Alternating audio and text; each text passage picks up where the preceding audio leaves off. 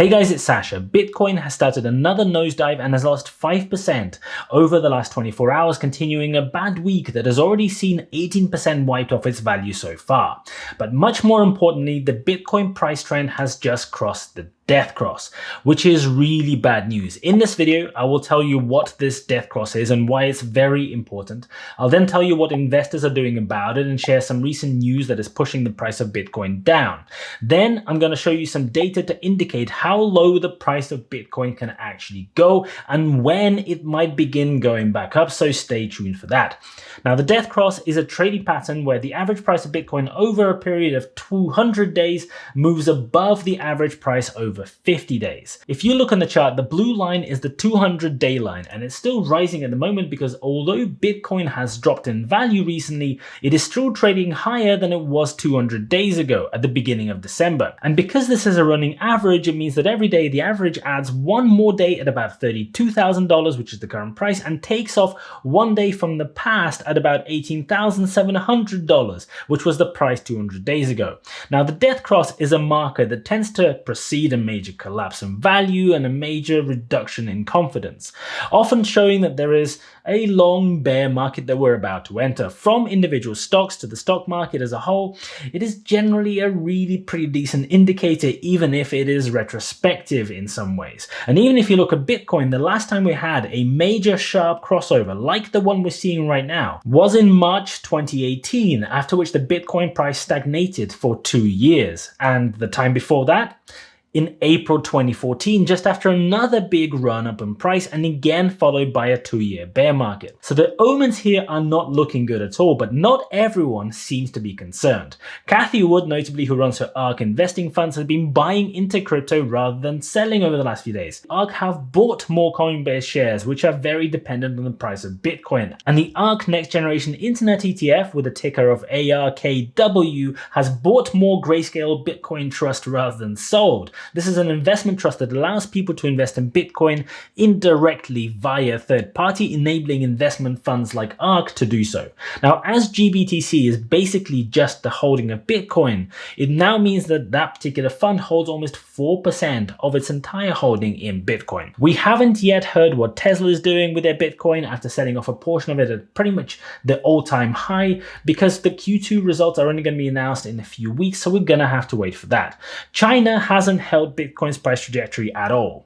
The majority of the world's Bitcoin mining farms and network hash rate are based in China still, but the Chinese government, it seems, isn't delighted. The Chinese government have just ordered 26 large mining farms in the Sichuan regions to close, and this crackdown is likely to continue as very recently, the China's cabinet has voted on a policy to curb the impact of Bitcoin within the country. But this latest crackdown in China has much worse implications than that. The Sichuan region in China, which is where these farms were just closed, is different to Inner Mongolia or Xinjiang, where mining was also banned recently. Now, the farms in Sichuan are predominantly using renewable energy sources based on hydro, whereas the other two were using forms of coal and other dirty energy. And this is critical because one of the huge barriers to Bitcoin's mass adoption at the moment seems to be this energy demand that we've all been hearing about a lot recently. Elon Musk famously stopped Tesla from accepting Bitcoin payments earlier this year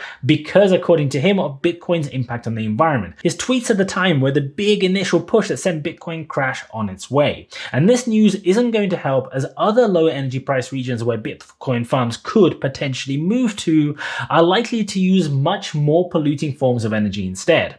And adoption of crypto in general seems to be getting worse rather than getting better, because every day we're hearing negative news about that. Banks in the UK have largely banned transfers to crypto exchange platforms, and similar moves are becoming the norm in other jurisdictions as well, with countries like China and Russia having legislation-led bans in place.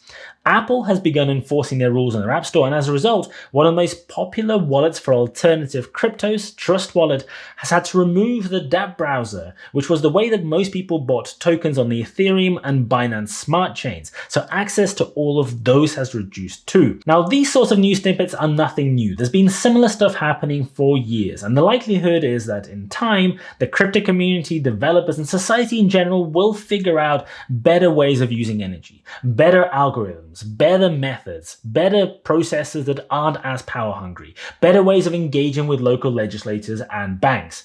But all of this is going to take time. None of these are quick overnight fixes, and the big problem with the declining Bitcoin price during a bear market is that it creates a vicious cycle. As the price drops, the viability of mining in developed countries drops too. While energy prices in China and other parts of the world popular with mining are low, mining Bitcoin is worth it almost regardless of what the price actually is. But if you're based in the US or the UK, unless you're stealing the electricity that you're using, the costs are quite noticeable. Mining one Bitcoin in the US costs an average of $5,000 to $6,000 per Bitcoin.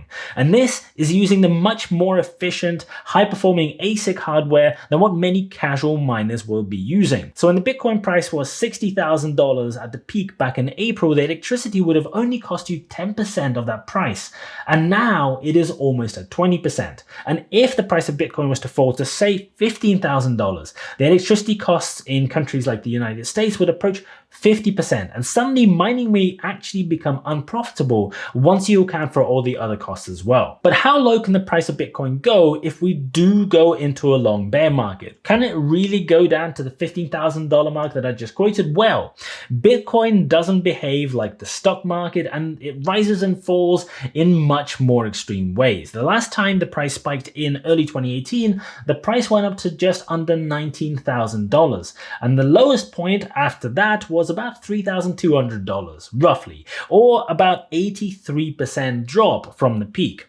After the December 2013 peak, which is the previous big run of about $1,150, the price gradually made its way downwards towards about $220. That's an 81% drop. Now, an 81% drop from the recent all-time highs, which was about $63,500, will result in a price of about $12,000, which is a massive, massive drop, even from the $32,000 price that it trades at today. The more interesting point to note, even if you ignore those peaks, is that Bitcoin's price tends to bottom out at somewhere a bit above where the price was before that run to the peak started. In 2018, the price before the run-up really started was around $1,300, and the low point after the peak happened was about 2.5 times higher. In 2013, the price before the ramp up was at about $110, roughly about half of what the bottom was after the price drop. Now, the price before we've had the recent big run up sat at around $11,000. So if you use the same logic, you could say that a floor could be about $22,000 to $28,000 if it follows the same pattern. That's still some way lower than the price that we're seeing at the moment, about 15% drop or lower. But the one thing to remember is that there are no rules and patterns here. Bitcoin has only been around for 12 years, and we just don't have anywhere near enough data to know anything for sure. With something so new, there's always new precedent to be set, so let's see what happens in the coming months. I hope you guys found this useful. If you have, please go and hit the like button for the YouTube algorithm. Thank you so much for watching. I really appreciate it, and as always, I'll see you guys later.